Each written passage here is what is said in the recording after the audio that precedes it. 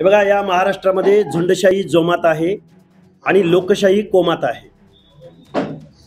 झुंडशाहीच्या जोरावरती महाराष्ट्रातलं ओबीसी आरक्षण संपवण्याचा घाट घातला जातोय आणि जरांगे नावाच्या काडेपिटीचा ज्वालामुखी केला तो सर्वपक्षीय आमदार खासदारांनी आणि नेत्यांनी काडेपिटीचा ज्वालामुखी केला आणि महाराष्ट्रामधलं वातावरण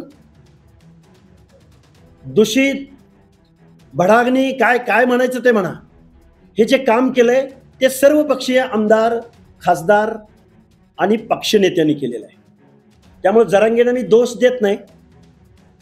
महाराष्ट्रामध्ये एकनाथराव शिंदे साहेब आणि देवेंद्र फडणवीस साहेब, शिंदे साहेब मुख्यमंत्री होते तेव्हा आणि देवेंद्र फडणवीस साहेब उपमुख्यमंत्री होते तेव्हा आणि आता देवेंद्र फडणवीस मुख्यमंत्री आहेत तेव्हा ते कायम सांगतायत की 10% आम्ही एससीबीसीचं मराठा समाजाला आरक्षण दिलेलं आहे। मग एससीबीसीचं 10% आरक्षण दिलेलं असताना जरांगे पाटलाच्या काडेपिटीला ओबीसी मधूनच आरक्षण का पाहिजे?